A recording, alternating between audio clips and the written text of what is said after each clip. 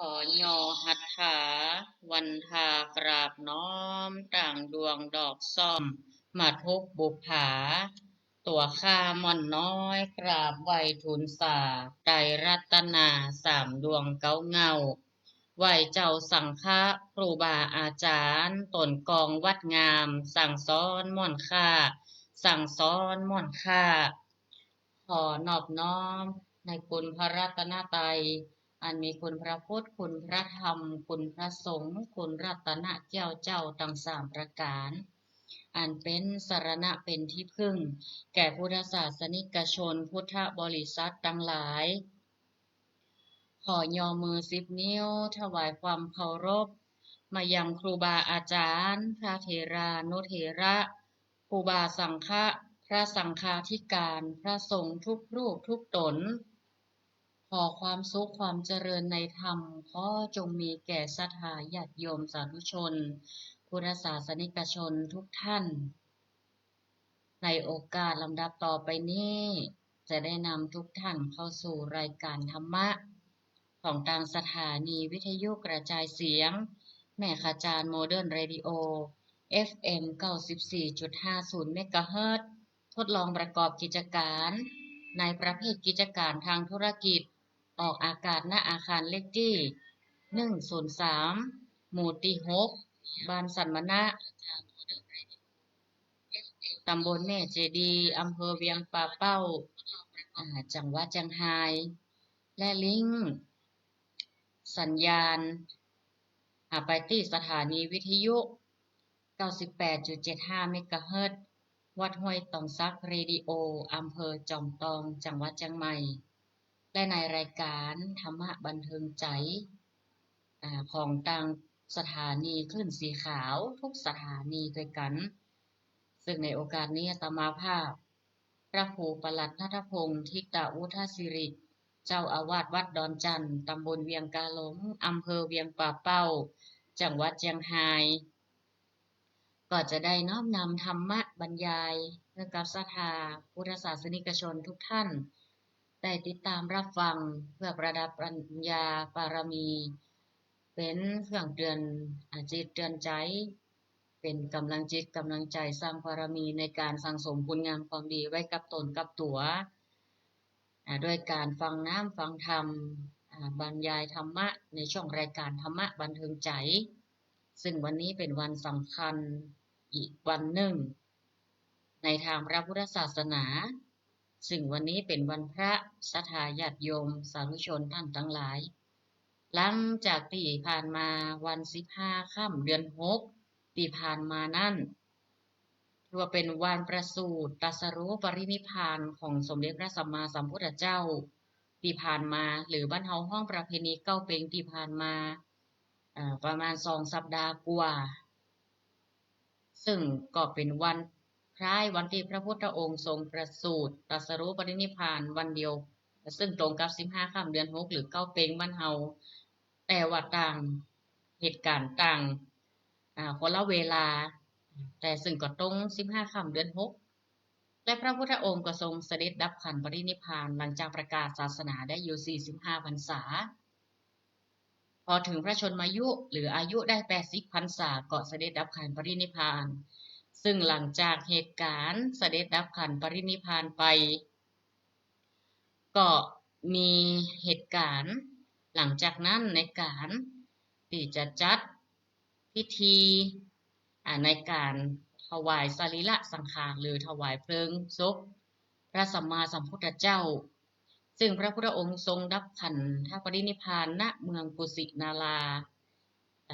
ใต้ต้นสาลากู้เนาะของเรากษัตริย์ทั้งหลายได้ทราบโหด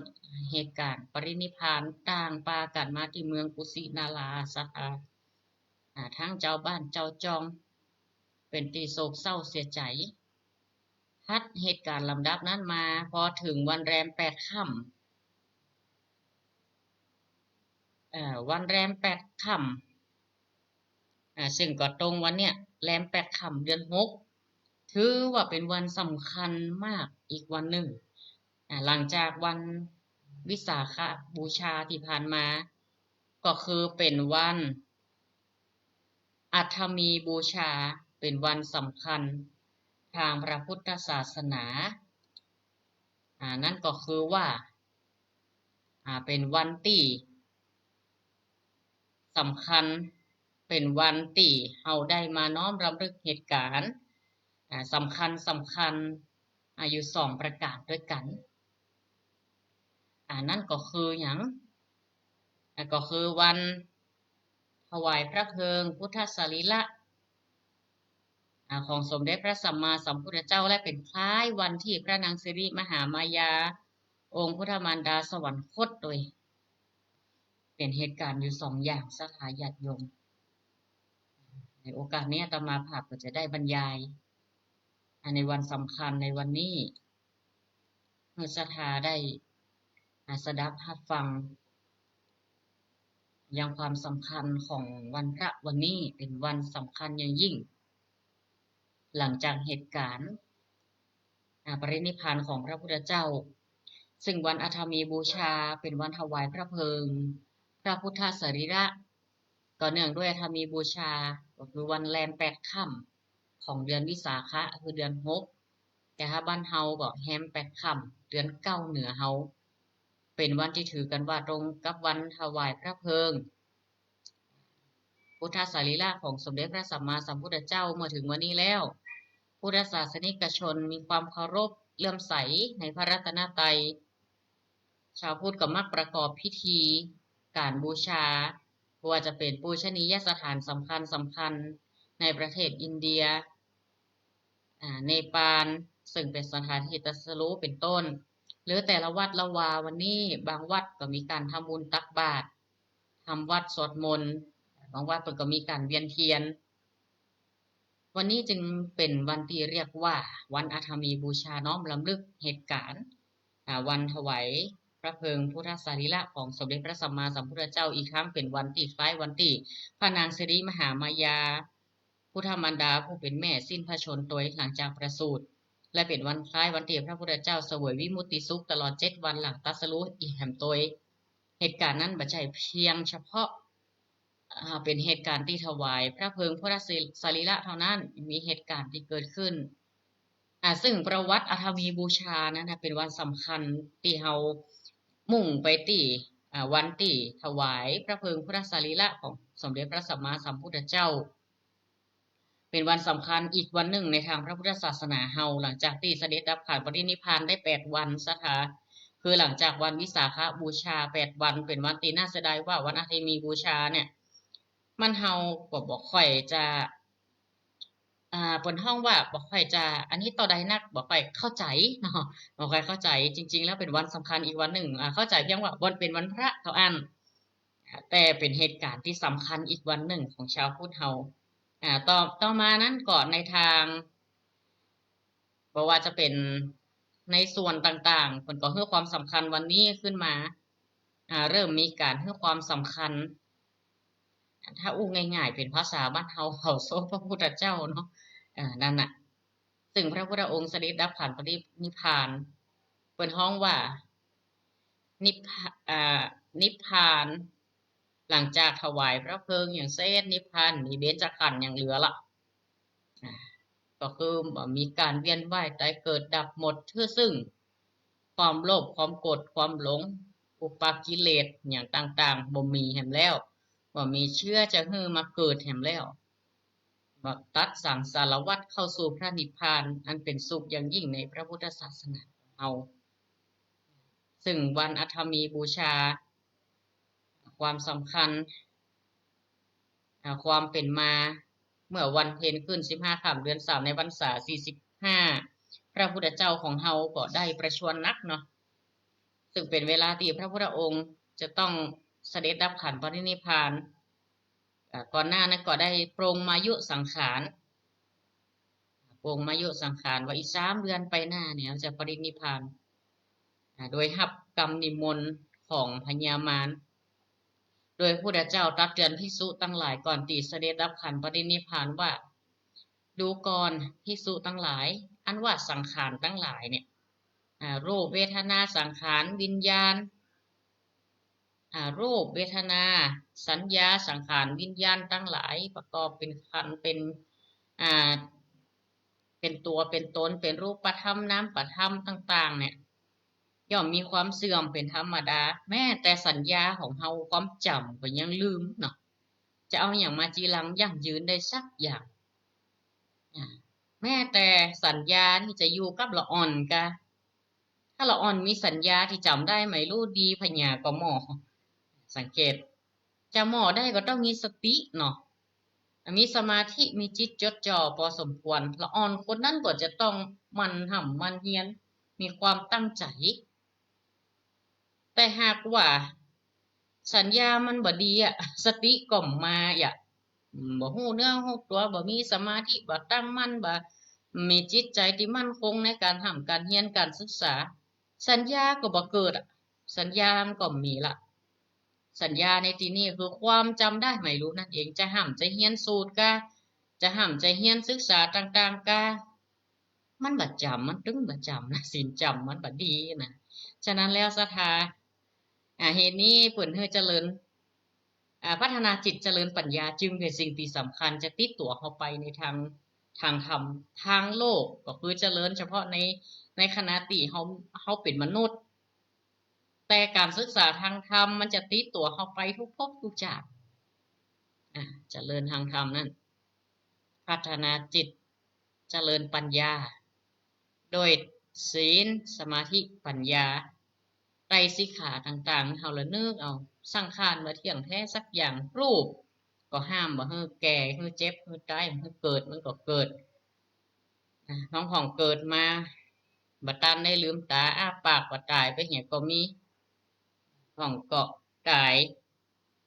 ในวัยต่างๆกลางคนเฒ่าคนแก่คนหนุ่มคนกำตายหมดซะทะ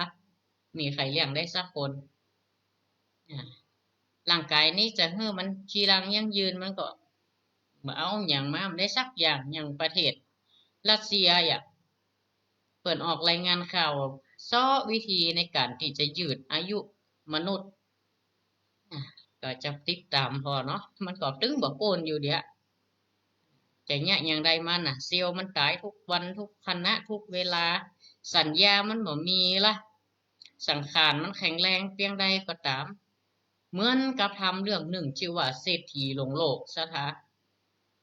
เศรษฐีหลงโลกนี่อายุเป็นพันปีนะ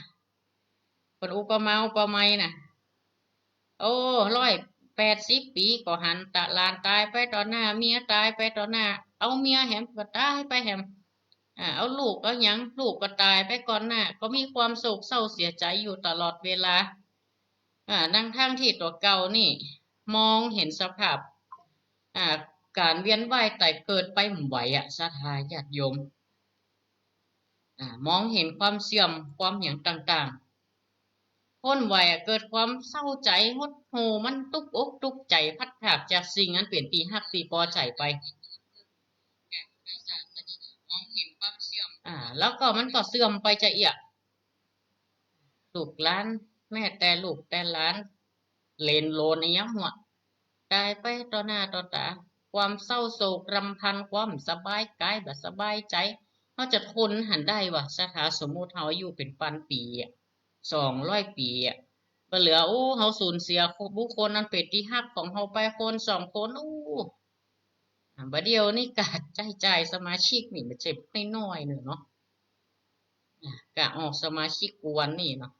สารทุกข์สุขดิบของศรัทธาญาติโยมมันเฮาเนี่ยมันจำปนปีตีนางจัดงานเตื่อผลนั่นมาผลนี่มาตามแต่มต่อได้อันตั้งหลังนี่กันนักเขายาปลาปิ้ง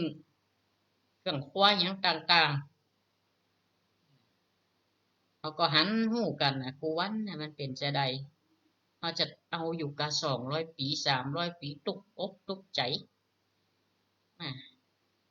อันนี้เศรษฐีมันก็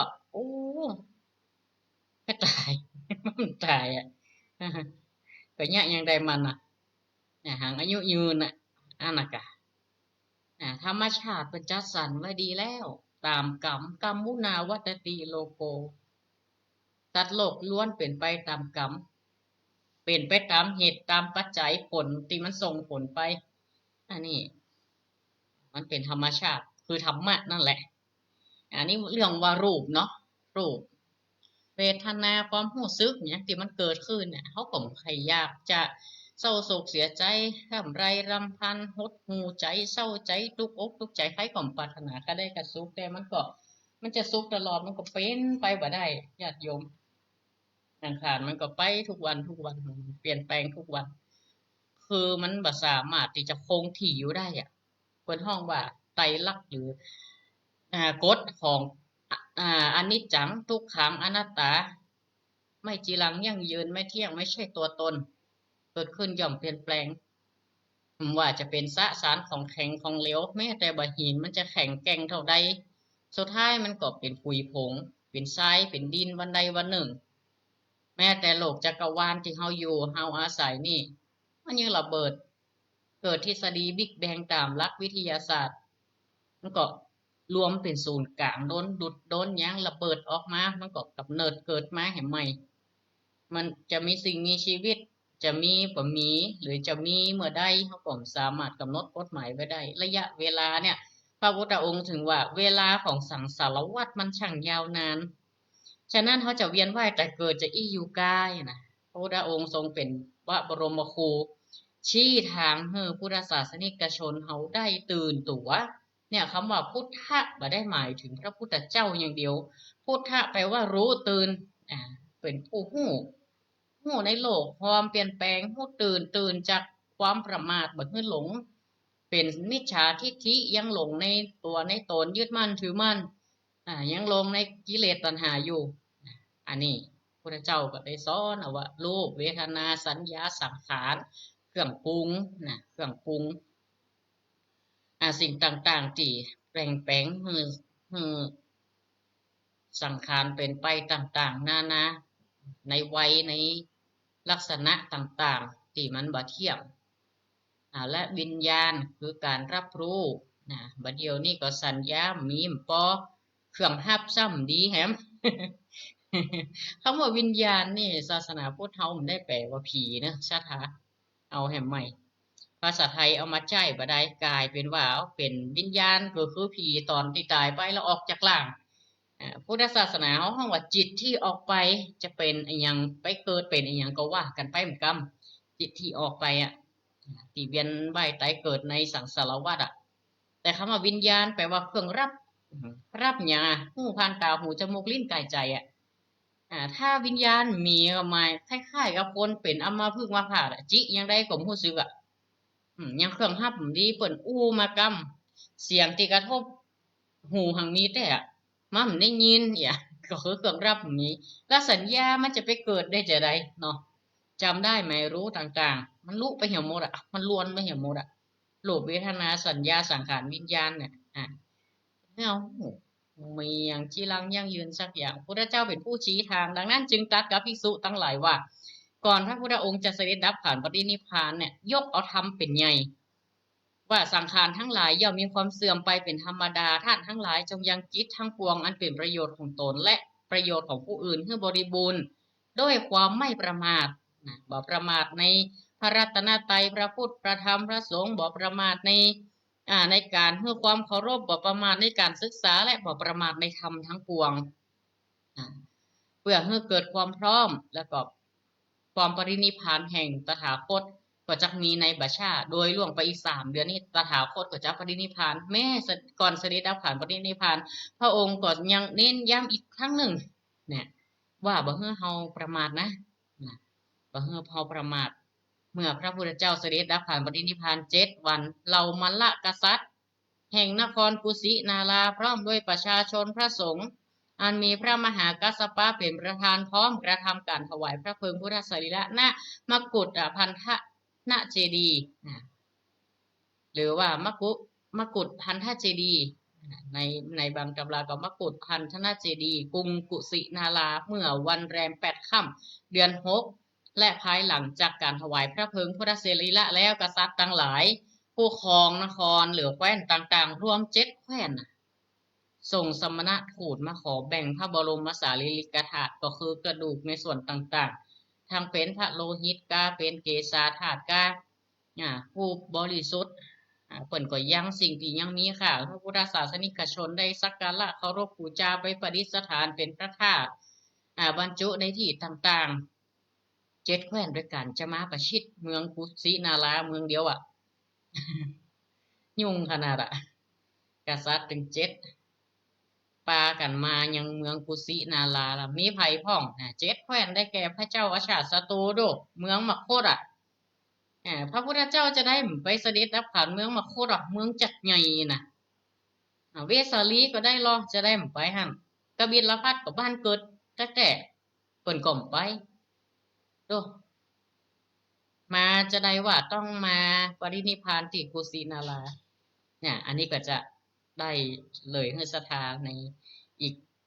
สักแป๊บหนึ่งนะก็คือกล่าวถึงกษัตริย์7แคว้นนี้ก่อนหูข่าวเลยบ่ได้ล่ะพระเจ้าชาติศัตรูมาก็เลยล่ะเมืองมคธอ่า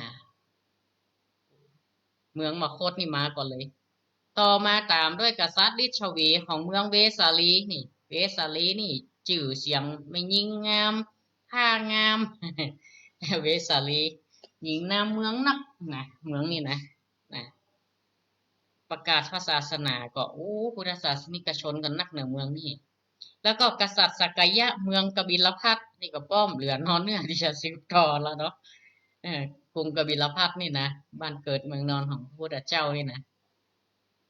ซีก็กษัตริย์ทุลีเมืองอันกปะต่อมาก็กษัตริย์โกริยะเมืองรามคามแล้วก็เมืองที่หกมหาพรามเมืองเวททีปกะและก็กษัตริย์มัลละเมืองปาวาก็ได้ส่งทูตมาขอแบ่งเอามาเป็นกองทัพเหตุพระพุทธเจ้า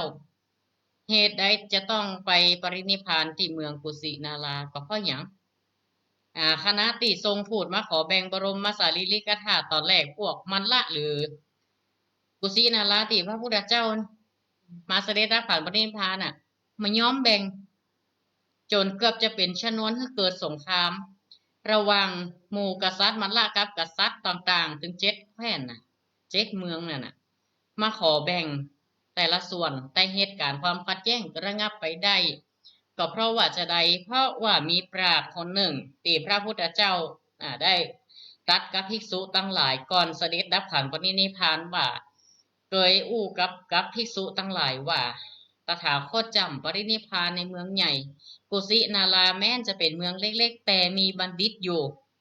ที่จะสามารถจัดการเหตุการณ์หลังจากที่พระพุทธองค์เสด็จดับขันปรินิพพานมันจะมีเหตุการณ์ต่างๆเกิดขึ้นแต่ผู้ที่จะสามารถจะมีปัญญามีสติปัญญาเฉียบแหลมในการจัดการเพื่อเป็นไปด้วยดีหลังจากถวายพระเพลิงพระสรีระเสร็จก็คือโทนพราหมณ์และอีกอย่างหนึ่งนั่นเมืองกุสินาราพระองค์ทรงเคยเป็นพระเจ้าจักรพรรดิในเมืองนี้เคยเป็นเมืองที่ใหญ่มาก่อนใจเมืองเล็กๆอย่างณปัจจุบันนี้อันเนี้ยเหตุที่พระพุทธองค์ทรงเดินทางเสด็จดับขันปรินิพพานณที่นี้แล้วก็พราหมณ์ก็ได้กล่าวกับกษัตริย์ทั้งหลายที่มาบุกประชิดเมืองนั่นแหละนะเพื่อจะมาขอแบ่งพระบรมสารีริกธาตุว่าดูก่อนท่านผู้เจริญทั้งหลายขอพวกท่านฟังคำอันเอกของข้าพเจ้าพระพุทธเจ้าของเฮาทั้งหลายเนี่ยเป็นผู้กล่าวสรรเสริญขันติคือความอดทนการจะซักประหารประหารกันเนี่ยพอจะแบ่งสารีริกธาตุหรือแบ่งส่วนตัวอีกาพระพุทธเจ้าเป็นผู้อุดมมงคลอุดมของบุคคลเช่นนี้บ่ดีเลยที่เฮาจะตั้งหลายจะมาฆ่ามาประหารกันเนี่ยขอเฮาทั้งหลายทั้งปวงจงยินยอมพร้อมใจยินดีในการที่จะแบ่งสัดแบ่งส่วนพระธาตุออกเป็น8ส่วนเตอะขอพระสถูปจงแผ่ไปหลายเพื่อให้คนตั้งหลายได้สักการะบูชาเพื่อไปแต่ละสารทิศศรัทธาญาติโยมต่อพระพุทธเจ้าผู้มีพระจักษุมีอยู่มากโดยวาทะของโทนพราหมณ์ก็ทำเพื่อมาลากษัตริย์ยอมปองดองลดลาวาศอกถือตนถือตัวแล้วก็แบ่งปันกับกษัตริย์ทั้งหลาย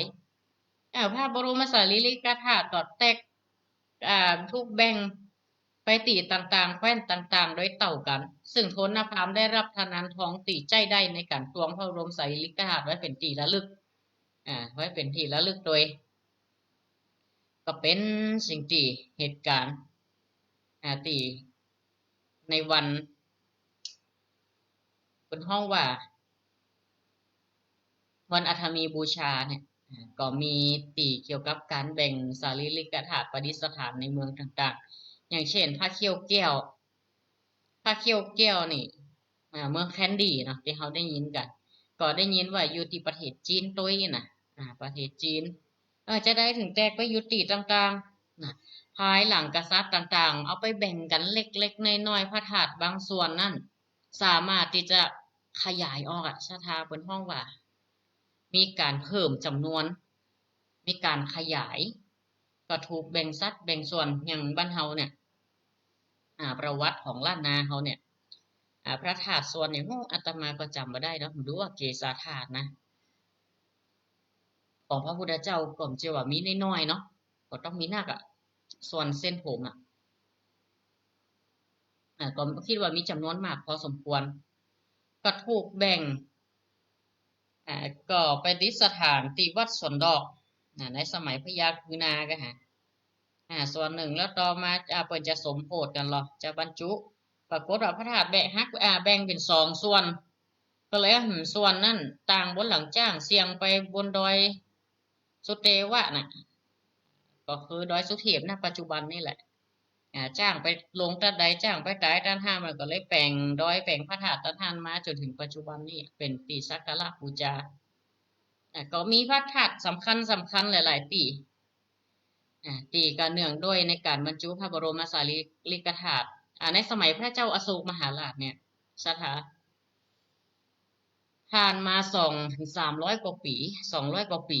หลังจากเหตุการณ์ปรินิพพานถวายพระเพลิงอย่างเรียบร้อยสมัยนี้พระเจ้าอาชาติศัตรูบนก็ได้เป็น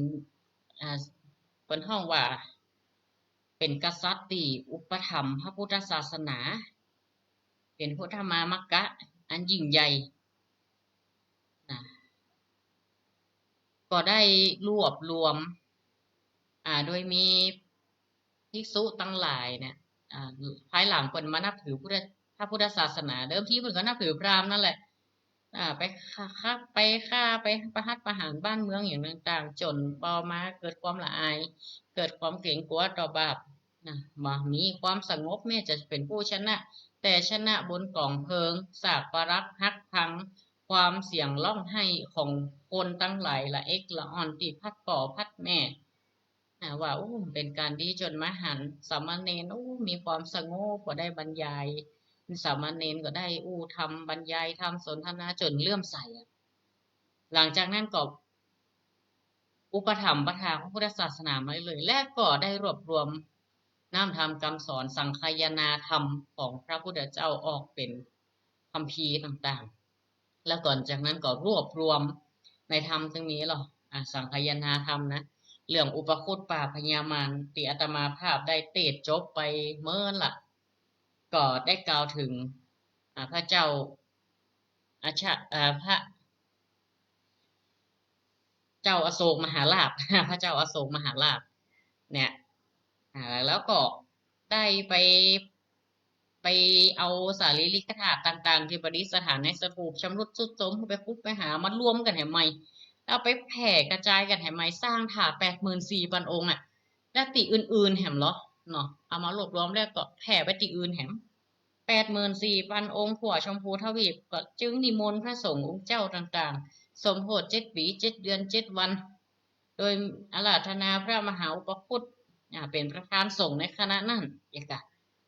เปิ่นแปลงพระธาตุเปิ่นแปลงอย่างนั้นเปิ่นแปลงยนต์แปลงอย่างไปหรอมีการวางศิลาฤกษ์อย่างนั้นยังปัจจุบันเขานี่แหละในพระธรรมเปิ่นก็ขยายรายละเอียดนักเหมือนกันอุปคุตป่าพญามารว่าเปิ่นช่างแปลงยนต์ยนต์หินยนต์ไฟอย่างต่างๆเพื่อเฝ้ารักษาพระบรมสารีริกธาตุณสถานที่ต่าง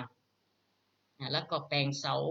เป็นสัญลักษณ์ว่าสถานที่นี้เป็นสถานที่ประสูติเนตรัสรู้ปรินิพพานเป็นสถานที่สำคัญจนคนเฮาบัดเดียวนี้นะได้อานิสงส์ของพระเจ้าอโศกมหาราชอย่างยิ่งที่มันได้เผยแผ่ประกาศพระศาสนาแบ่งเป็น9 สายในยังดินแดนต่าง รวมถึงบ้านเฮาโดยแล้วก็พระบรมสารีริกธาตุได้กระจายไปทั่วสร้างสถูปสร้างเจดีย์พระธาตุแต่ละตีละตามเป็นตีสัญลักษณ์บอกว่าพระพุทธศาสนาเกยเจริญรุ่งเรืองอยู่ตะใดแม้จะอัฟกานิสถานตีมูตาลิบันเขาระเบิดพระพุทธเจ้าที่เขาบามียันณปัจจุบันเนี่ยสถาปรากฏว่าวัดวาอารามต่างๆปื้นกองทะเลทรายเขาแต่ยังมีอยู่นักสมบัติต่างๆหมู่อัฟกานิสถานหมู่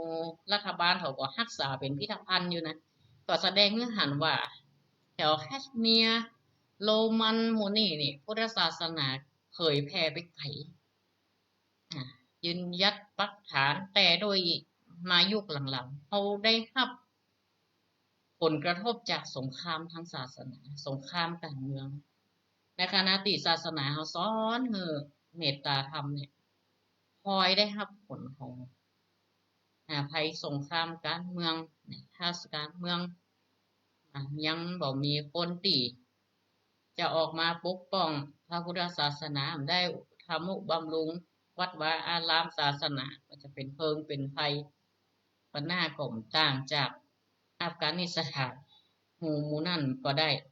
เป็นเพียงร่องรอยประวัติศาสตร์จารึกเอาไว้ก็เนี่ยมันสำคัญนะญาติโยมบัดเดียวนี่ยังเสือหมู่ชาวยิวเข้ามาติ๊กต่างปลายเนาะเบียดร้อนกันอันนี้มันเจวัดรู้เจ้าว่าได้อันนี้เปิดประกาศเป็นทางการเนาะตีลักตีมาเข้ามามันจะมามันได้หรอมันจะเป็นมาในนักท่องเที่ยวมายึดครองถือเอากรรมสิทธิ์ของเจ้าบ้านเจ้าจองประชาชนมาเป็นล้านกล้าถือสิทธิ์เป็นเจ้าของเอาเข้าเป็นแหล่งของเขาเห็นหมดเหมือนจีนเทานี่กะเนี่ยอำเภอปลายแล้วก็ตั้งห้วยขวางนี่กะแม้แต่กรุงเทพอันนี้ถ้าคนไทยเขาสามัคคีปองดองกัน เอาชนะกันอยู่หั่นบ่ยืดเอาประโยชน์ส่วนรวมว่านี่นะเอามันหน้านี่ผมหัวลูกหลานเฮาจะเป็นอย่างใดภัยก็ต่างๆนานาเกิดขึ้นมาอย่างวันนี้ก็อย่างแผ่นดินไหวฟิลิปปินส์7.8ริกเตอร์เฮาขอยู่ยังอ่านกะยูมได้สั่นวันไหวตึกรามบ้านจ่องถล่มตายกันไปจัดหนักญี่ปุ่นก็แตกตื่นตระหนกกันสึนามิจะมาก็มามุกบ้านเฮาเป็นปฏิรูปประเทศก็คือเป็นภูมิประเทศอันควรเฮามีหลักฐานมาทำประเพณีให้เฮามีความสุขมีอาหารการกินอุดมสมบูรณ์บ้านอื่นเมืองอื่นก็ใครไม่อยู่อยู่ถูกกฎหมายผ่องบ่ถูกกฎหมายผ่องส่งผลกระทบคือวิถีชีวิตของคนไทยเขาเลยเปลี่ยนไปหลายอย่างเฮาอนุรักษ์รักษาประเพณีวัฒนธรรมมันเป็นรากเหง้าหลักฐานของเฮาแต่เดิมมานี่หัวหน้านี่เขาจะอู้ภาษาไทยผมได้ละอ่อนประเดียวอู้เมืองก็ย่ำใครได้นะอู้เมืองกำไทยกำอังกฤษกำมันก็จะยุ่งกันไปติ๊กๆนะญาติโยมศรัทธาต้องสอนในเรื่องของวัฒนธรรมประเพณีการอยู่การกินการอาศัยซึ่งกันและการอยู่ร่วมกันอันนี้ก็เป็นวันสำคัญในทางพระพุทธศาสนาเหตุที่พระพุทธองค์เนี่ยไปเสด็จดับขันปรินิพพานเมืองกุสินาราเมืองเล็กๆเนี่ยก็เพราะเหตุนี้นี่เองด้วยวาทะของโทนพราหมณ์เนาะที่จริงโทนพราหมณ์นี่เป็นก่อนลักเอาอย่างก็พระเกี่ยวสุกปีมวยผมวันนี้นะคนเฮานี่มันก็เป็นพราหมณ์ก็ได้หรอกกิเลสมันก็จิมดแต่เราจะบรรลุอรหันต์เสมอใดจะดับกิเลสอย่ามดความโลภมันก็มีอยู่ของแม้แต่พระโสดาบันก็ยังมีความหักอยู่โกรธน้อยๆนะบอกพอดีแต่ยังมีความหักความเศร้าโศกเสียใจเหมือนนางวิสาขาเสียหลานมันก็ยังให้อยู่เสียอกเสียใจอยู่เปิ่นว่าคือจะเป็นโสดาบันเปิ่นห้องว่ามีศีลบริบูรณ์ตัดวิจิกิจฉาลังเลสงสัยในพระรัตนตรัยนี่มีเลยเพราะว่าเปิ่นผู้แจ้งในธรรมดวงตาเห็นธรรมเปิดมีความสงสัยเลยอย่างจะเหตุการณ์อย่างจะเกิดขึ้นกับพระศาสนาผู้คนจะเสื่อมก็ยังประเกี่ยวกันอันนี้อารมณ์พระโสดาบันคือเปิดเข้าถึงแล้วดวงตาเห็นธรรมอย่างจะเกิดกับเจ้ามัน ใจว่ายังบะเดียวหันข่าวยังนำเสนอยังบะดีบะงามออกไปด้อยโอ้เกิดเพิ่นห้องว่าตื่น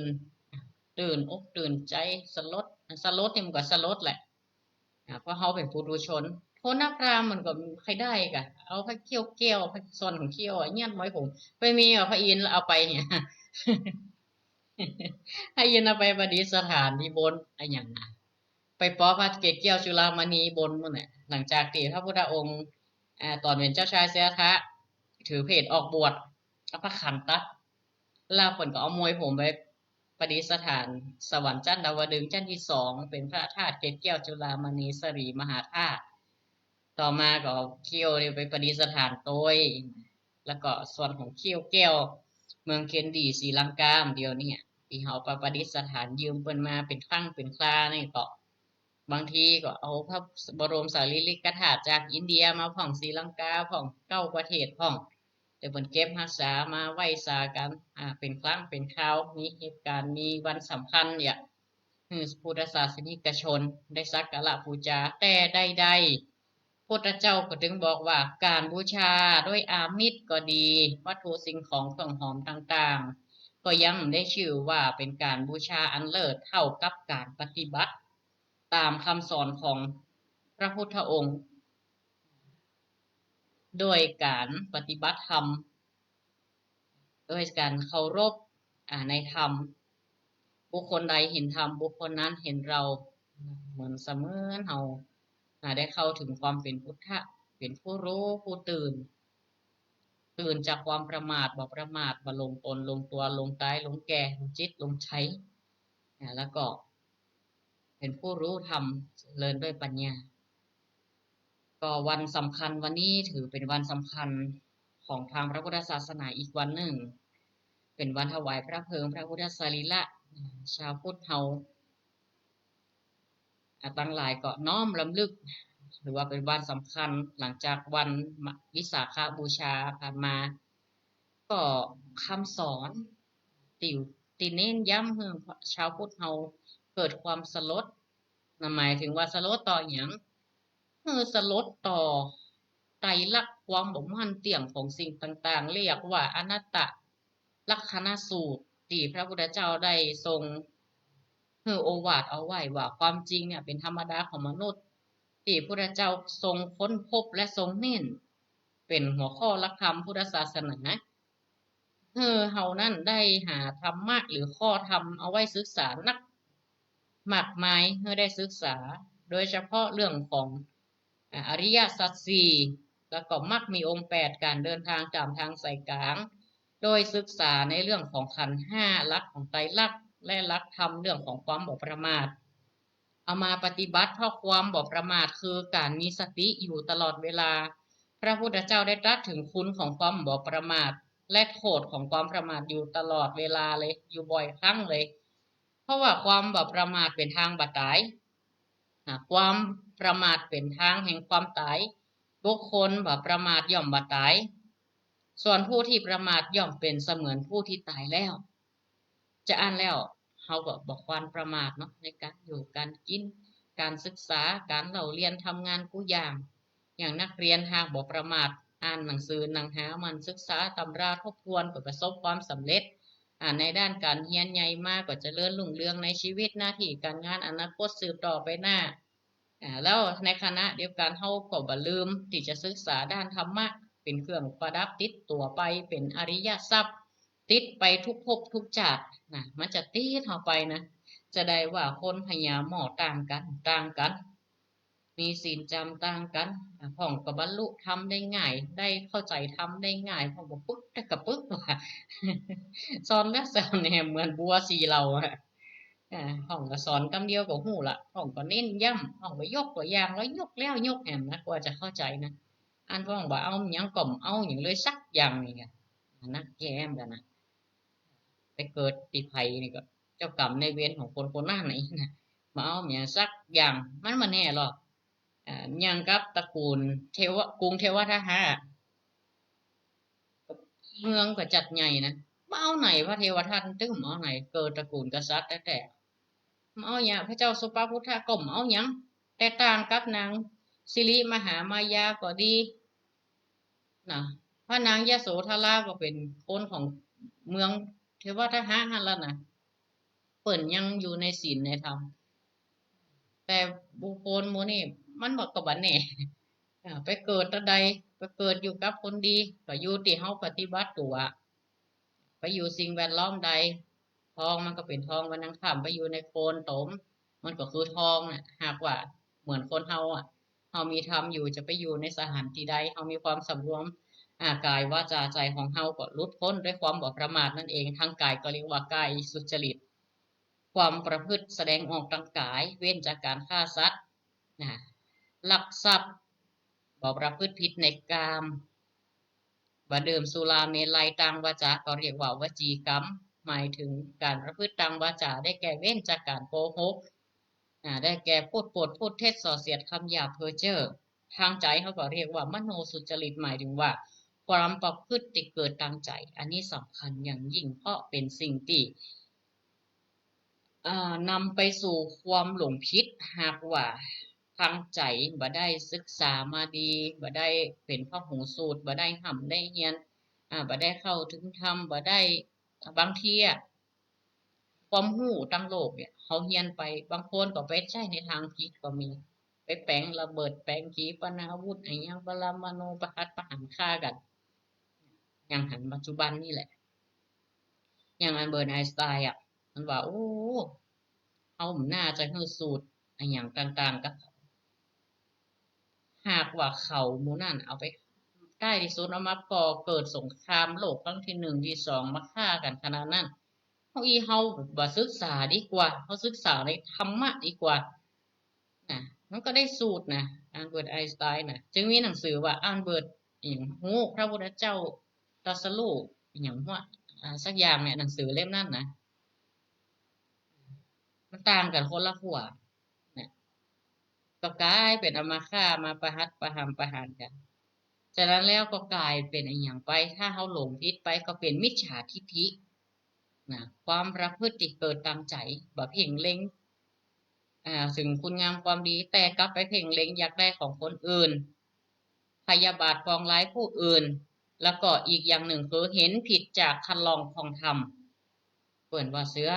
ตัวว่าพระเจ้าเห็นกงจักรเป็นดอกบัว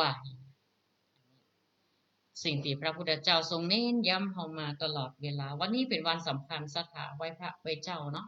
ก่อนหลับก่อนนอนและลึกถึงคุณพระพุทธพระธรรมพระสงฆ์คุณสิ่งศักดิ์สิทธิ์ต่างๆที่ปกปักรักษาประเทศไทยเฮาบ้านเมืองเฮาอยู่หอดปลอดภัยมีศึกสงครามอย่างบ้านเปิ่นบ่มีภัยธรรมชาติรุนแรงถึงจะมีก็มีตามธรรมชาติก็บ่ได้เสียหายอย่างหนักหนาปาป้านนอกไปเสียจากภัยที่เกิดจากมนุษย์ด้วยกันคอร์รัปชันตึกสตงอยู่นะบ่ได้ผิดจากผู้รับเหมาผิดจากมันผิดเพราะอย่างนะมันผิดเพราะธรรมชาติอยู่เพราะแผ่นดินไหวมันเลยสุดอยู่ก็วิจารณญาณใช้จักรยานในการรับฟังวิจารณญาณเนอะญาติโยมว่าเล่นบ่ได้อันเนี้ยบ่มีอย่างตีภัยไล่แรงที่สุดต่อมนุษย์ด้วยกันนะคอร์รัปชันกินบ้านกินเมืองนั่นก็อยู่ในธรรมเนาะเขาก็อยู่ร่วมกันอย่างปกติสุขมีพระพุทธพระธรรมพระสงฆ์อันธงชาติเป็นไปมีสามสี่ได้ชาติศาสนาพระมหากษัตริย์เป็นไตรลงค์เนี่ยตีทำให้บ้านเมืองเป็นปึกแผ่นมาจนถึงปัจจุบันอยู่รอดปลอดภัยทีมได้ไปขนคว้าด้วยเพิ่นอย่างฟิลิปปินส์นะก็ยังต่างภาคใต้ที่มันติดกับทะเลมันก็ยังตื่นกันน้อยอยู่นะฟังสัญญาณเตือนกันยังมันเฮาไม่มีว่ารับรถกันเนาะเมื่อคืนมาสบายล่ะที่จะตุกกายอย่างดีล่ะตุกใจนะถึงว่าแล้วตุกยังตะทุกใจวันนี้หลายอันหลายอย่างตุกจากอกจากใจไปยืดมันก็ตุกจิกนะสำหรับในช่วงแรกของรายการธรรมะบันเทิงใจอาตมาภาพขอพักเบรกไว้เพียงเต่าอีก่อนเนอะ ช่องที่สองเขาก็ติ๊กมาติดตามรับฟังรายการธรรมะบันเทิงใจในช่องที่สองกันต่อแล้วก็จะได้บรรยายธรรมะอีกสักเล็กน้อยเนาะแล้วก็จะได้รับสายสนทนากับศรัทธาญาติโยมที่ได้ติดตามรายการธรรมะบันเทิงใจอยู่ณขณะนี้เบอร์โทรศัพท์เนอะ09634580260963458026อนุโมทนาทุกท่านที่ได้ติดตามรายการมาตั้งแต่ต้นชั่วโมงเวลา 18:10 นาทีแล้วเราจะไปว่ากันเห็นอีกครั้งหนึ่งหลังพักเบรกเวลา 19:30 นาทีจนถึงเวลา 2 ทุ่มทุกๆวันจันทร์และวันอังคารวันพรุ่งนี้ก็จะเป็นการแสดงพระธรรมเทศนาเมืองเหนือชื่อว่านางมักเป้าภูที่3ต่อวันพรุ่งนี้เนอะสถาวันการหากบ่มีฟ้าแมบฟ้าคามฟ้าห้องก็ตามปกติก็ขอพักเบรกรายการไว้เพียงตอนนี้ก็ขอเจริญพรธรรมะสวัสดีเนอะ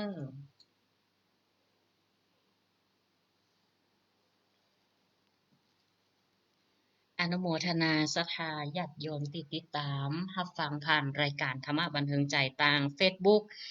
ทิตาอุทัสิริภิกขุและก็เดี๋ยวสักครู่ก็จะได้แชร์ไปที่เพจของรายการธรรมะบันเทิงใจโดยวันนี้ก็ได้มาบรรยายธรรมะ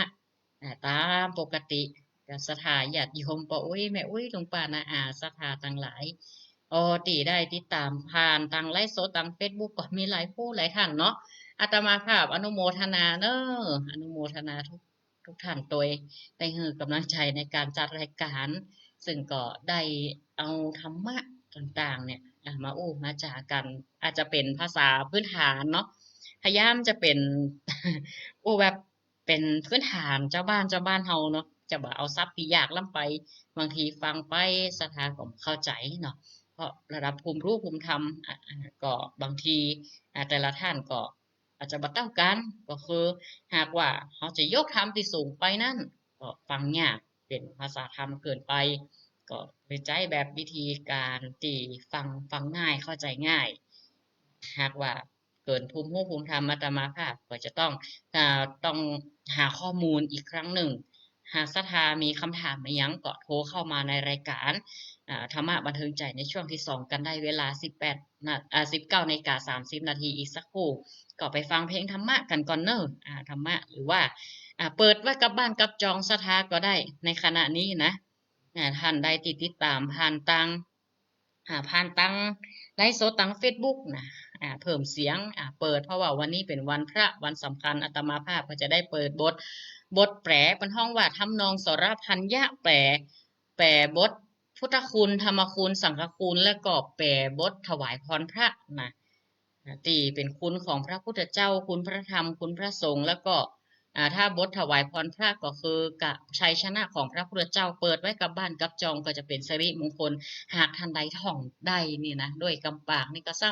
ำเป็นสิ่งที่เป็นมงคลเป็นสิ่งที่ศักดิ์สิทธิ์อย่างยิ่งเพราะอย่างเขาท่องได้กำปากด้วยใจของเขาท่องแต่สิ่งที่มันเป็นประโยชน์อะสถา ด้วยสติด้วยสมาธิของเฮาเทวดารักษาบ้านรักษาจองเขาก็เปิ่นก็อนุโมทนาเพิ่มฤทธิ์เถินเดชกับอ่าเจ้าตีเจ้าตางเทวบุตรเทวดาที่รักษาตัวเฮาก็ดีบ้านจองก็ดีที่ทำการทำงานเฮาก็ดีมีเพศมีภัยยังเปิ่นก็จะด้วยปกปักรักษาเพราะเทวดาเปิ่นอนุโมทนาต่อเฮาทำดีรักษาศีลกินทานโดยเฉพาะได้ยินเสียงสวดบทสวดนี่เปิ่นจะมาอนุโมทนา พอบุญเปิ่นจะได้จากที่นี่บ่ได้หมายถึงจะตานแบบเปิ่นมาตานเองเปิ่นบ่ได้ก็คืออนุโมทนากับมนุษย์เฮานั่นเองเปิ่นก็จะได้บุญอานิสงส์ตัวนี้ไปก็ขอเจริญพรสถานเนอร์แรม8 ค่ำเดือน6อกสถานพระอดีตอาวรณ์ประดับขันธ์ผ่านลงมา8 วันรันอัศจรรย์ถวายเพลิงพระพุทธันนกุสินารา แม้สังขารสูญสิ้นดับดินแล้วธรรมยังแจ้วแจ่มจ้าพาศึกษา น้อมรำลึกคุณพระองค์ทำรงมาเป็นศาสดาส่องทางสว่างใจ ขอเจริญพรมายังศรัทธาญาติโยมพุทธศาสนิกชนทุกท่านธรรมสวัสดีกับศรัทธาญาติโยมป้าอุ้ยแม่อุ้ยลุงป้านาอาศรัทธาทั้งหลาย ในโอกาสนี้ก็จะได้ บรรยายธรรมในช่วงที่2ของรายการธรรมะบันเทิงใจของทางสถานีวิทยุกระจายเสียงแม่ขจารโมเดิร์นเรดิโอ FM 94.50 เมกะเฮิรตซ์และลิงก์สัญญาณไปที่สถานี 98.75 เมกะเฮิรตซ์วัดห้วยตองซักเรดิโออำเภอจอมทองจังหวัดเชียงใหม่และในเครือข่ายคลื่นสีขาวเพื่อชาวประชาทุกสถานีด้วยกันซึ่งก็ในช่วงแรกอาตมาภาพก็ได้บรรยายเกี่ยวกับประวัติความเป็นมาความสำคัญของวันอาถมีบูชาซึ่งก็เป็นวันสำคัญอีกวันหนึ่งในทางพระพุทธศาสนาก็ได้สรุปนะวันอาถมีบูชากับญาติโยมเฮาเข้าใจซึ่งในฐานะที่เฮาเป็นญาติโยมในตอนนี้ก็เข้าสู่ช่วงที่2ของรายการธรรมะบันเทิงใจต่อมาภาพก็จะได้บรรยายธรรมอีกสักครู่สักแป๊บหนึ่งแล้วก็จะได้เปิดสายสนทนาหน้าใหม่กับญาติโยมวันนั้นไปห่วมบุญตีบ้านเป็นห้องว่าบ้านดงเนาะหิมวัดอารันวิเวกคีรีนะทางอาจารย์พระครูเปิ่นทำบุญให้ญาติเปิ่นก็อนุโมทนาโยมแม่จันคำถ้าจำบ่ผิดเนาะเปิ่นอยู่โดยแม่ชีเนาะทำบุญ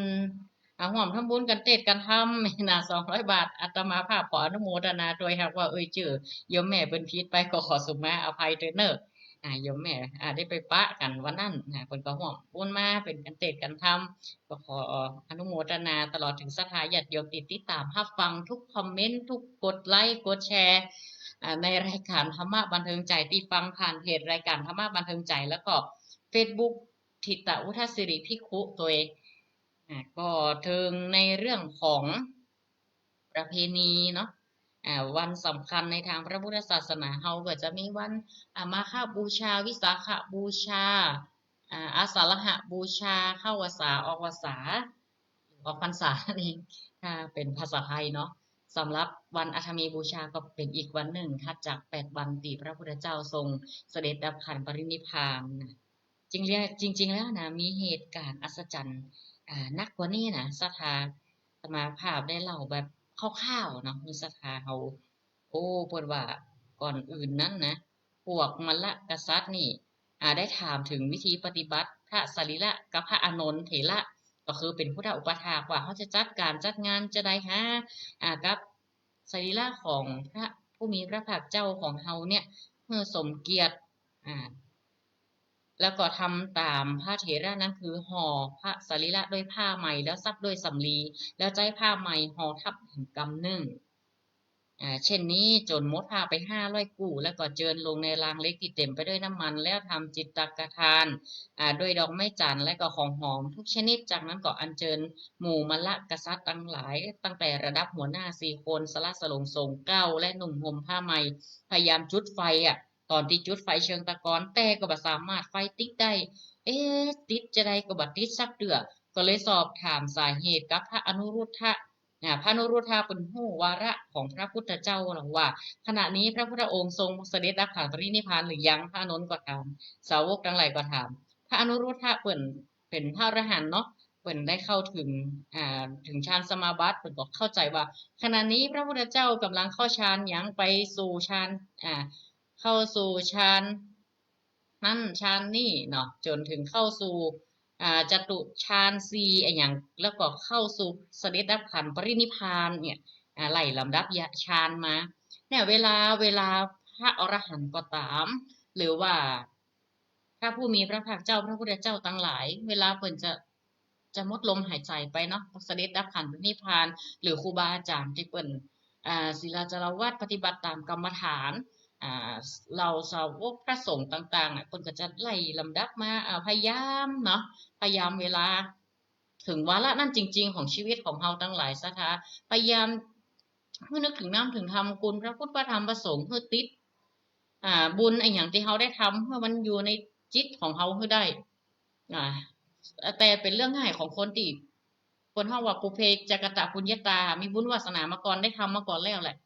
ก็เป็นการง่ายแต่ยากสำหรับคนที่ว่าก็เราก็กินหรือว่าแบบยังไงฮะก็ต้องระวังน้อยนึงเฮือจิตของเราไปผูกมัดกับอยู่ที่บุญกุศลที่เขาได้ทำคุณงามความดีอย่างก็ได้แหละถ้านึกถึงคุณของการต้านก็ดีศีลของเราก็ดีภาวนาก็ดี เมื่อปรากฏเป็นนึกถึงพุทธคุณก็ดีคุณของพระสัมมาสัมพุทธเจ้าเฮาก็ดีเพื่อให้จิตเฮาสงบก่อนที่เฮาจะจากไปเอาก็ทำอานาปานสติหรือลมหายใจเข้าออกของเฮาบ่ให้หลงตายเพิ่นว่าเพราะว่าจิตดวงสุดท้ายนี่เป็นจิตที่สำคัญพยายามบ่ให้อิหยังรบกวนเนาะในขณะที่ญาติพี่น้องก็ดีหยังก็ดีจะจากไปพยายามให้เพิ่นได้ฮู้กับธรรมะ หรือว่าน้อมเรื่องของทานศีลเท่านะทุกคนที่อยู่ในจิตดวงสุดท้ายเนี่ยที่หอบหุ้มไปด้วยกุศลเนี่ยเพราะว่าในขณะนั้นน่ะการเปลี่ยนทายจากภพภูมิจากภพหนึ่งไปสู่ภพหนึ่งเนี่ยมันสำคัญมันห้องถ้าบ้านเฮาก็คล้ายๆว่าเสบียงนี่เนาะที่จะไปเมื่อเปิดไปด้วยดีสู่สุคติภูมิ แม้แต่พระอรหันต์พระสัมมาสัมพุทธเจ้าที่เปิดได้บรรลุฌานในขั้นต่างๆมันก็ไล่ลำดับฌานเหมือนเขาทำสมาธิเข้าบริกรรมลมหายใจพิจารณาเข้าออกของลมหายใจของเขาแล้วก็เสด็จดับขันธ์ปรินิพพานไปเข้าฌานไปแล้วก็เสด็จดับขันธ์ปรินิพพานดับทุกสิ่งทุกอย่างอันเป็นกิเลสปัญหาบ่มีแฮมมาดับแบบเบญจขันธ์ไม่เหลือก็คือนิพพานแบบมีเบญจขันธ์เหลือกับเบญจขันธ์บ่เหลือนี่น่ะถ้าสรีระร่างกายไปแล้วอย่างไปแล้วนี่ก็บ่เหลือละก็ชักอย่างละพระพุทธองค์ของเฮาก็เสด็จดับขันธ์ปรินิพพานก็มีการปฏิบัติพุทธสรีระอย่างแบบนี้ที่ได้บรรยายมาตั้งแต่ต้นมานี่แหละติดจะได้ไฟก็บัดติดก็เลยสอบถามพระนุรุทธะว่าขณะเนี้ยสาเหตุตีไฟบัดติดก็เพราะว่าเทวดามีความประสงค์คือล้อพระมหากัสสปะพระมหากัสสปะเป็นไผถ้าเขาย้อนไปประวัติพระมหากัสสปะคือเป็นผู้เลือดทางธุดงควัตรเปิ้นปาหมู่ภิกษุตั้งหลายเนาะน่าจะ500กว่าตนเดินทางมายังถึงจะเนาะแล้วก็เปิ้นถือธุดงค์โดยและสามารถคุณวิเศษของเปิ้นใจสังฆาเดียวกับพระพุทธเจ้าได้ก็ค่ะถ้าสมมาติถ้าว่าผิดพลาดประการใดพระมหากัสสปะนี่เปิ้นถือธุดงควัตรเนาะอยู่เป็นธุดงค์ไปธุดงค์เดินทางแม่นละภิกษุจำนวน500รูปที่เดินทางมาเพื่อจะมาถวายบังคมพระบาทเหี่ยก่อนมาพร้อมกันแล้วก็ถวายบังคมตีเพื่องพระบาทไฟก็ลุกไหม้เทวดาเหล่านั้นเคยเป็นโยมปทาของพระเถระหรอกแล้วก็พระสาวกผู้ใหญ่มาก่อนจึงบ่ยินดีตีบาหันพระมหากัสสปะอยู่ร่วมในพิธีเมื่อภิกษุตั้งหลาย500รูปอันมีพระมหากัสสปะเป็นประธานเดินทางมาพร้อมกันหน้าที่ถวายพระเพลิงแล้วไฟจึงลุกโชนขึ้นเองโดยบัดต้องมีไผ่จดหลังจากที่ถวายพระเพลิงอย่างเป็นที่เรียบร้อยบรรดาเหล่ากษัตริย์มลละตั้งหลายก็ได้เชิญพระบรมสารีริกธาตุทั้งหมดใส่ในหีบทองและนำไปรักษาไว้ในนครกุสินาราแล้วก็เครื่องอัฐบริขารต่างๆของพระสัมมาสัมพุทธเจ้าอัญเชิญไปประดิษฐานตามที่ต่างๆบอกว่าจะเป็นผ้าไตรจีวรอัญเชิญไปประดิษฐานที่แคว้นคันธระบาทไปประดิษฐานที่เมืองปตาลีบุตรเป็นต้นเมื่อบรรดากษัตริย์จากแคว้นต่างๆได้ทราบว่าพระพุทธเจ้าเสด็จดับขันธ์ปรินิพพานก็ปากันมาที่นครกุสินาราเพื่อจะขอแบ่งพระบรมสารีริกธาตุที่ได้บรรยายไปในช่วงแรกของรายการเนาะก็ได้จัดการแบ่งอย่างเป็นตีเรียบร้อยที่จริงมีเหตุอัศจรรย์อย่างหลายอย่างหลังจากนี้ตัวว่าหมูนาคก็ได้เอาไปประดิษฐานตีตั้งลุ่มตัวอย่างต่างๆเราเนี้ยเรื่องเกี่ยวกับที่ปฏิหารต่างๆแต่แบบเมื่อยึดติดในตัวนี้นะแต่ต่อมาเนี่ยที่เราสร้างพระธาตุอย่างเกิดขึ้นก็เป็นส่วนหนึ่งที่มีการขยายหรือการเพิ่มจำนวนของบรมสารีริกธาตุโดยคณะตีเขาจะหันว่าในหลังจากตี200 ปีเนี่ยผ่านมาเนี่ย200 กว่าปีผ่านมาสมัยพระเจ้าอาโศกเพิ่นก็ไปรวบรวมมาให้ใหม่แล้วก็ไปแจกแจงขยายเผยแผ่ไปจนมีการสร้างสถูปพระธาตุเจดีย์ต่างๆไว้ทั่วดินแดนตีนับถือพระพุทธศาสนาเอาไว้วันอัฐมีบูชาก็จึงเป็นวันสำคัญอีกวันหนึ่งเนาะญาติโยมศรัทธาเฮาสำหรับในช่วงที่2ของรายการธรรมะบันเทิงใจอาตมาภาพก็ได้กล่าวถึงประวัติความสำคัญความเป็นมาแบบคร่าวๆกับญาติโยมได้ฟังได้เข้าใจในเรื่องของวันอัฐมีบูชาเป็นวันสำคัญอย่างยิ่งซึ่งวันเนี้ยเป็นวันพระวันศีลเป็นวันอัฐมีบูชาอีกหนึ่งเหตุการณ์สำคัญที่พุทธศาสนิกชนพึงตระหนักแล้วก็ปฏิบัติตนปฏิบัติตัวด้วยการพุทธานศีลภาวนาของเฮา เบอร์โทรศัพท์จะได้เปิดสายหน้าไมค์แล้วนะสถา09634580260963458026เนอะรายการธรรมะบันเทิงใจในช่วงที่2ก่อนก็ได้จัดตามปกติพวกนี้จะเป็นการบรรยายธรรมการเทศน์ธรรมพื้นเมืองเรื่องนางมากเป้ามากเป้าหรือบ่เป้านะคะสถาจะเกี่ยวกันกับบ่เป้าจะได้สถาก็ติดใจตามฟังกันต่อผูกสามมันผูกเจริญปอนแม่ไลเนอร์แต่แม่จังแต่พระเจ้าธรรมะสวัสดีโยมแม่ ชัดเจนดีบ่ดีเจ้าดีละ เดี๋ยวอากาศก็เป็นใจสบายสบายเนาะแม่เนาะบ่ฮ้อนตัววันนี้ครึ้มอ้อนเลยเจ้าคืมตลอดวัน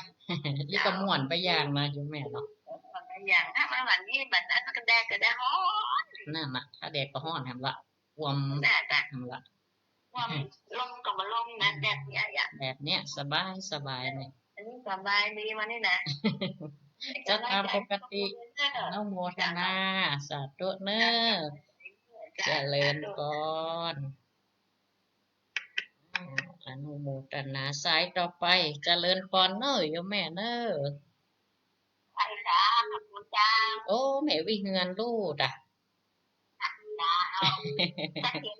ชัดเจนดีเนาะฟังสบายสบายเนาะแม่เนาะสาธุอนุโมทนาก่อนถูกกันทำเมืองนะ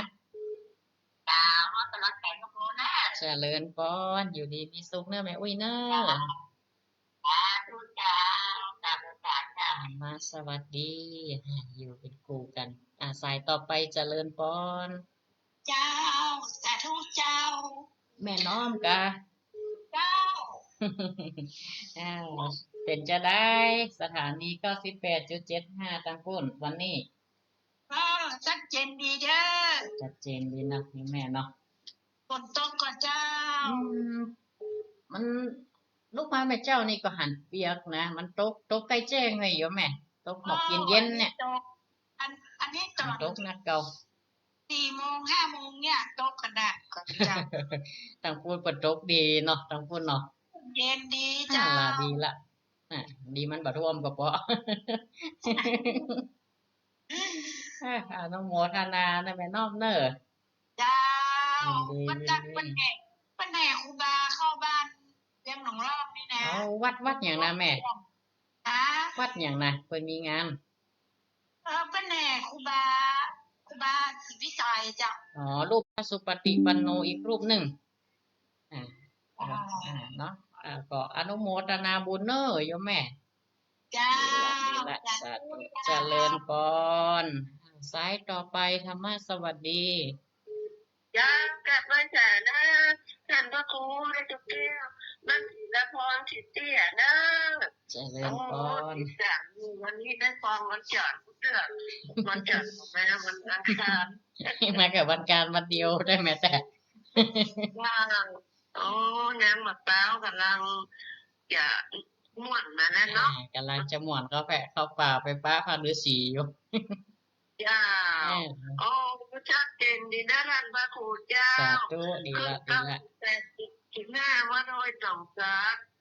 วันนี้วัดหลวงกะลีเตี้ยวัดบ้านแม่จุกแก้ววันนี้ประเพณีส่งน้ำก็ได้ส่งน้ำพระครูบาเจ้าสาธุอนุโมทนาโยมแม่มันเป็นวันสำคัญตัวเนาะวันอาธรรมีบูชาตัววันศีลใหญ่วันใกล้ใหญ่ตัวเจ้าวันนั้นก็มีบูชาแล้วก็แต่ว่าเพื่อน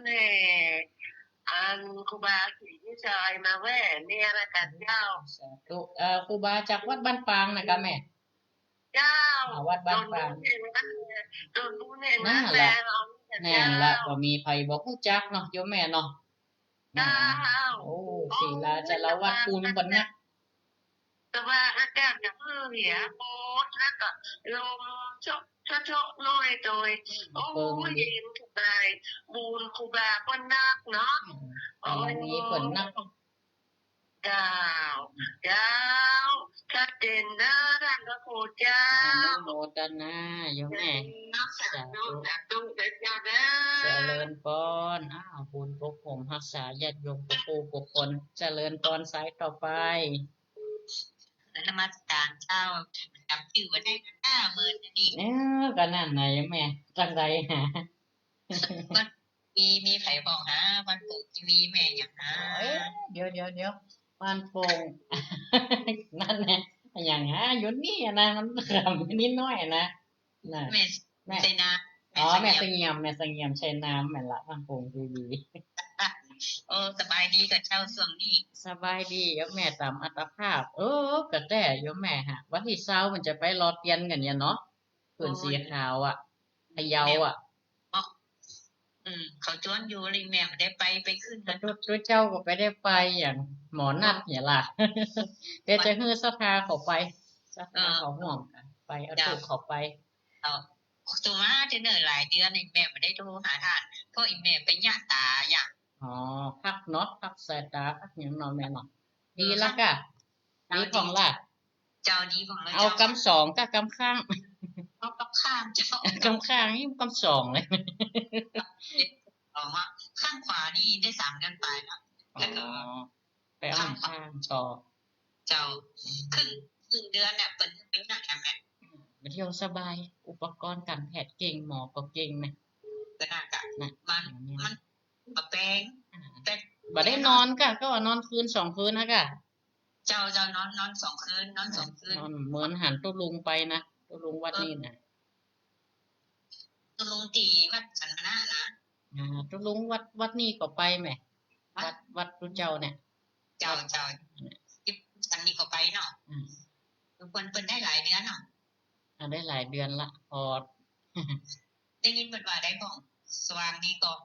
ก็ดีๆนะมันก็แซ่บเครื่องๆแหลกๆมันก็ตีข้อตางอ่ะเนาะเป็นบาทนะ มันก็มีมัว ก็ยังกันน่ะ เจ้ามันก็หันแจ้งนะก็หันแจ้ง ก็ใช้เวลาหน่อย เข็มสาวเข็มซอยเล็กน้อยๆในแม่บ่ใส่แว่นเนี่ยมันเยอะเนี่ยซุกได้อยู่ โอ้ดีแล้วค่ะถ้าเราเปลี่ยนจะว่าเปลี่ยนก็บ่ใจอ่ะเนาะไปอันนี้ใหม่ก็แหม่เป็นต้องไปเคาะเป็นต้อน่ะ เป็นต้อกระจกเจ้าทั้ง2 ข้างเนาะ 2 ข้างเอาเลยไปนะจะเอาไปสกินนี่นะ2 ข้างเนี่ยเจ้าเลยไปเนาะจะลดมัน600ก่อนมาเดียวนี่ อืมแม่สุขภาพเฮา เจ้ามันเจอเนาะ นั่นเนาะ เจ้า วันที่1 16เชียงนักเหลือนั่นก่อน เจ้าไปใครเจ็บเนอะจ้ะ เช่นกันโยมแม่ สาธุเด้อ สาธุเจ้าสาธุเจ้า เจริญพรโอ้โยมแม่เสงี่ยม ติดตามประจำ ก็ช่องนี้ก็เหมือนกันนะโยมแม่พุดฟังเกือก็ได้มาจัดรายการนะเกือก็ได้จัดห่างหายไปก็ปิดวางไปก็หลายวันเหมือนกันมาได้ต่อเนื่องประเดี๋ยวนี้ก็ได้ต่อเนื่องละ ก็พอมาจัดรายการตามปกติได้ละนะแต่เจ้าเน้นหลักก็โทรมาเช็คนะ ไอเจดังดอยหล่อก็โทรมาเช็คตลอดวันนี้มีฟ้ามีฝนได้ฟ้าบ่ห้องอีเนาะมีปัญหาจัดตามปกติอีเนาะเจริญพร ไว้สาเจ้าพันพระคุณเจ้า ธรรมะสวัสดีแม่เอ้ยเนอะ เจ้า จำเสียงได้ เจ้า ชัดเจนดีบ่ เจ้าชัดเจนดีวันนี้เรียนสวะเจ้า อ๋อ อันที่จิ๊กซีเลยมาว่าพวกเนี้ยเจ้านักอะไร โอ้อันบ่ได้ไปก็หาแม่ เดี๋ยวมาเดี๋ยวมา เปิ้นมีงานหยังกะแม่ การว่านะครับว่าบางทีนี่คุณดาวอะไรนะเจ้า เปิ้นมีงานหยังหาแม่โอ้สิ ทีนี้มันนั่นน่ะเดี๋ยวก็คือทำบุญวันเกิดประกาศ อ๋ จิต อ จะตายค่ะ อนุโมทนาด้วยเนอะอันพอดีติดแม่ห่างบ้านแม่ห่างนี่เห็นละแม่ห่างเพิ่นก็ทำบุญนี่น่ะ อ๋อ ก็บ้านใกล้กันนี่เนาะจะ เดี๋ยว ได้ เดี๋ยวเดี๋ยวมาอย่างปีนะตั้งเด็กควรจะน่าอยู่เนาะ ก็จะได้ไปอยู่เอกะมันติดงานแม่ห่างเนาะ เจ้าเจ้า อนุโมทนาบุญด้วย เจ้า สาธุเจริญพรเด้อ เจ้าไว้สาเจ้า ธรรมะสวัสดี ต่อไปสายต่อไปเจริญพร ไหวตาเจ้าสัตว์พระครู เอ้ย โอ้ โยมแม่อย่างก้านี่ อ่าเป็นเพลงนี้น้องหลองเจ้า เดี๋ยวเนอะจำ สายประจ นะ ำ ชื่ออย่างฮะแม่ ลืมไปเหี้ยละ เมวสี แม่บุญศรีอืม ยังไง ธรรมะวันนาทางอันตุงปลาดโอ้ยคติสอนใจนี่เนาะหลายเลยเนาะ หลายนั่นแหละ แต่ว่าคนเฮาได้ฟังหนังซ้อนค่ะว่าเอาไปสอนใจตัวเก่าก็จะดีเนาะค่ะอาจารย์อันเขาพูดเนาะ นั่นละโยมแม่ ธรรมะมันจะเป็นของไผคนใดคนหนึ่ง มันเป็นธรรมชาตินี่แหละ เพียงแต่เอามาบรรยาย เอามาแสดงให้เข้าใจให้หลอมเนาะแม่เนาะ แม่เขาฟังแล้วฟังเรามันก็ม้วนอยู่แน่นอนค่ะอันนี้ ก็จะได้เข้าใจเป็นไปเป็นมาด้วย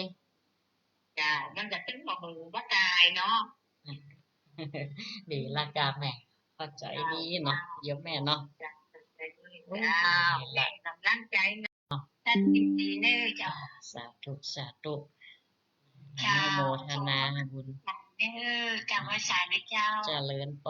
รนี่ละแม่โทรมาให้กำลังใจกันเนาะ จ้ะ สาธุสาธุได้ฮู้สาธุสุขดิบนะโทรมาสนทนากันในรายการศรัทธาบางเทื่ออยู่บ้านเนาะเขาก็สามารถติดตามได้สบายฟังรายการจากวิทยุบางท่านบางคนก็มีโทรศัพท์มือถือ ฟังทางเฟซทางคลื่นสถานีห้องก็ฟังทางวิทยุ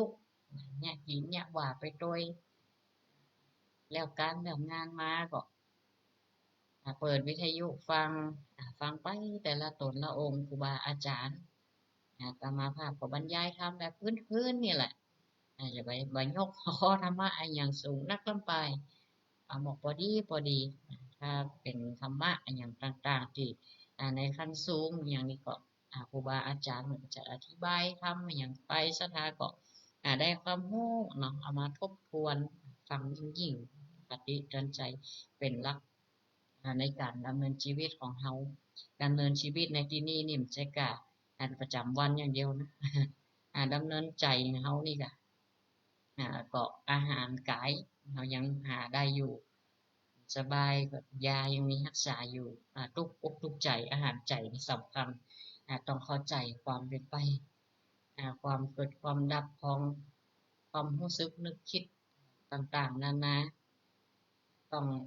เอาเมียงมาชำระเอาเมียงมาบรรเทาอาศัยธรรมะคือหยังธรรมะคือธรรมชาติคือความจริงที่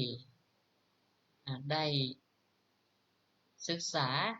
ในหัวข้อธรรมต่างๆจริงเดิมทีธรรมะมีอยู่ก่อนแล้วพระพุทธองค์ทรงตรัสรู้ได้ค้นพบแล้วก็มาวางแนวในการศึกษาและปฏิบัติทั้งสมถะวิปัสสนาหลักปริยัติปฏิบัติเกิดปฏิเวทกับศรัทธาญาติโยมเฮาก็ได้ข้อคิดคติธรรมความรู้ที่หลากหลายจากการฟังรายการธรรมะทุกๆรายการของทางสถานีที่ได้ส่งสัญญาณเข้าไปทางบ้านจองห้องหอศรัทธาเข้าไปได้หมดเนาะศรัทธาธรรมะบัดเดี๋ยวนี้เข้าสู่ศรัทธาได้ง่ายขออนุโมทนาในกุศลต่างๆกุศลเจตนาที่เราได้น้อมนำกายเราความพร้อมตั้งใจของเราอะไรมาเปิดฟังวิทยุทุกรายการทุกสถานีก็ขออานิสงส์ที่ญาติโยมทุกท่านได้ติดตามรับฟังรายการธรรมะสุดสังละพะเตปัญญาฟังด้วยดีย่อมเกิดปัญญาอานิสงส์แห่งธรรมนั้นย่อมปกปักรักษาบ่ให้เฮาหลงไปในทางที่ชั่วปกป้องบ่ให้จิตใจคนเฮานั้นบ่ไปในทางฝ่ายต่ำอกุศลเป็นต้นทำให้จิตใจของเฮาเกิดความสงบมีความเบิกบานสำราญใจบ่มีทุกข์โศกโรคภัยมีการทุกข์อกทุกข์ใจก็มองเห็นสภาพที่เกิดจากการเปลี่ยนแปลงมีสติสัมปชัญญะรู้ตัวรู้ทั่วรู้เท่าทันกิเลสต่างๆใจก็ปกติก็ใสสบาย ท้ายที่สุดนี้ก็ขออำนวยอวยพรให้ญาติโยมเราทุกท่านอยู่ดีมีสุขเหมือนกันทุกผู้ทุกคนคิดสิ่งหนึ่งประการใดอันเป็นไปด้วยชอบประกอบด้วยธรรมขอสมดังกรรมกำปรารถนา การแสดงพระธรรมเทศนาวันนี้ก็พอสมควรแก่เวลายุติลงไว้เพียงเท่านี้ เอวังก็มีด้วยประกาศละชนี้เจริญพรทุกคนทุกท่านเนอธรรมะสวัสดี